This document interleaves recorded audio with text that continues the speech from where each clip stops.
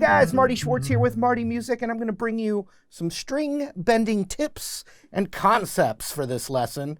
Also, I really appreciate you supporting what I do, Marty Music, by subscribing to the channel and clicking that bell notification. Really does help me out, so thank you for that. And let's break it down. All right, bending. Let's take the A minor pentatonic scale. It's right in the middle of the neck. That's why I think so many guitar players like it. I like it for teaching right here. So bending, the first thing you want to remember about bending is it's not some random event. In other words, you're taking a pitch, a note, a sound, and you're bringing another note to you by bending it up. So what I mean by that is if I'm in that A minor pentatonic scale and I'm on the G string and the 7th fret, the next note in the pentatonic can be here, which would be the 5th fret B, or I could slide the 7th up to 9, which is the same note.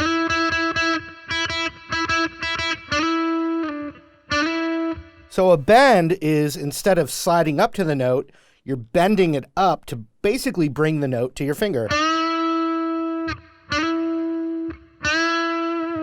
So when you're working on your bends, it's a really great idea to play the pitch, the natural pitch that you're trying to bend to help train your ear.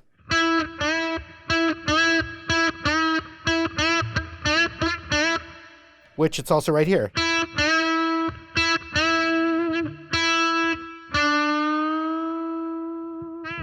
Now, technique-wise, I've seen some guitar players bend with their pinky, like when they're on a long part, like...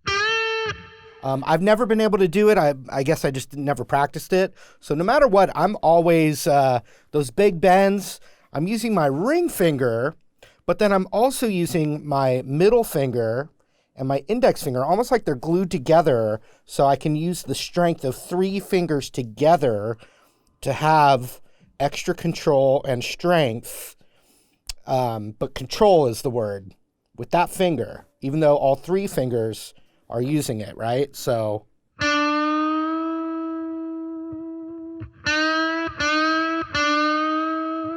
now another thing, and one of the most common questions I see is, how do I bend a note without my other finger hitting the other string or falling underneath, etc.?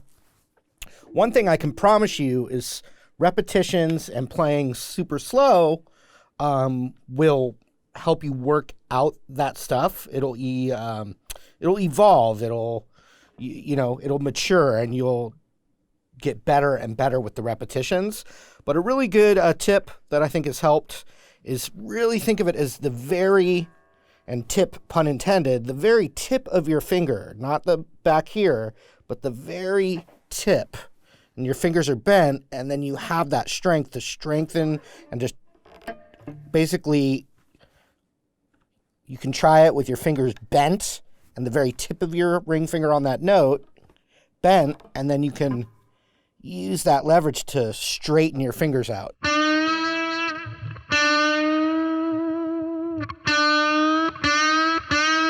And remember, test your ear. So another good one in that scale for you to practice would be the classic B string bend, which is bending up to the root. So it's really good ear training. This is the most important one for your ear. And I still do screw it up, especially when I'm excited. I have adrenaline or whatever, So you want to grab that 10th fret B string. Now you can also hear it right here.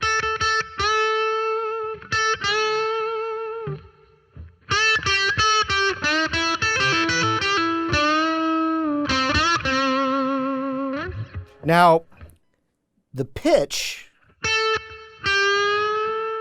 you do it super slow.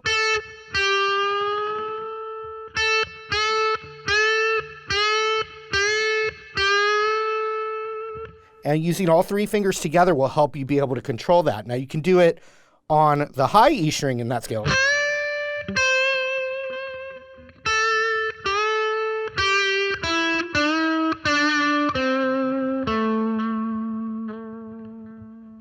When you get to the top 3 strings here, the bending's doesn't happen as much on guitar. So you definitely want to focus on the G, B, and high E as you're working on your bends getting better and better. Now, another thing that happens is at the top of the bend, vibrato. Now, what you want to do is you want to think of the weight of the guitar is resting. The weight of the guitar is resting on that string that your three fingers are on. I mean, I'm still, grabbing the neck. It's still part of my body here, but you're using that leverage of the weight of the guitar on the string, and the more you just start feeling that leverage and that string oscillating or vibrating up and down. Now that's over exaggerated, but now vibrato happens without a bend, right? But it's really great at the top part of the bend. Okay?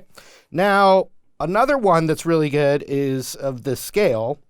And keep in mind, the first thing I talked about was pitch, that any note can be bent up to another note that's in the scale.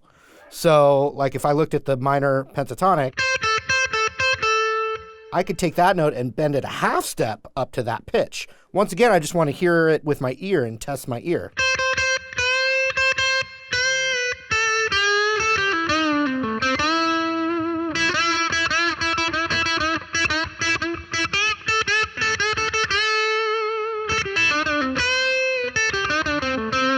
Now, if I start going into like more modal stuff and where there's half steps,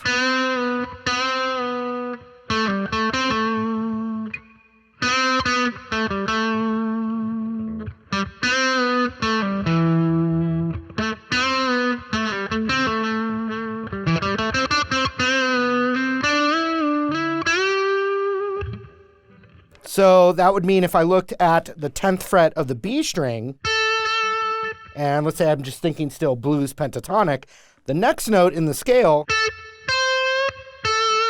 is actually what's called a minor third, not a whole step. So if I'm right here on 10th fret of the B string, I can bend it up a whole step, but that's to that note, which isn't part of the pentatonic. Now it works. But if you're thinking just pentatonic, you can bend it up a whole step and a half step and hear the pitch to test your ear. So it'd be that 13th fret B.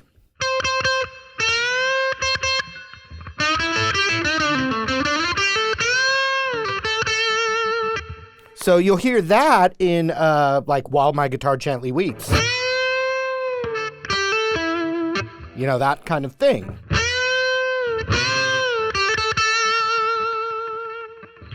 So you could do, you can start messing around, and if you can see the notes that you're trying to target. So now I'm looking at a little half step there.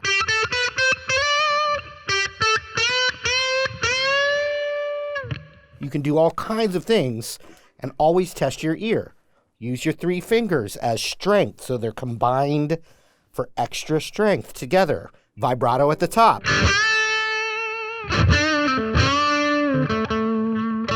That's another one. I can see the pentatonic right there, 5th fret G.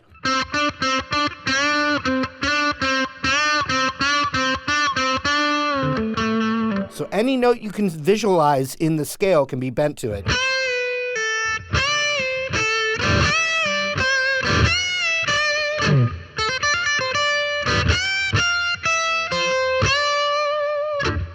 So I just switched up to the D minor pentatonic for that, and you can see what's going on.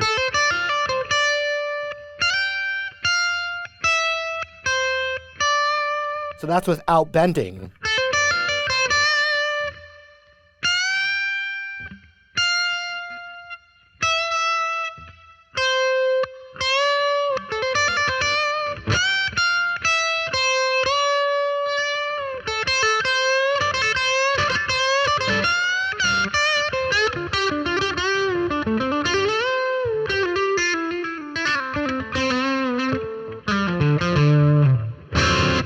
So chew on that for a while. And feel free to leave some questions below and I can do a follow-up. All right, I hope you guys enjoyed the lesson. Once again, thank you so much for the continued support.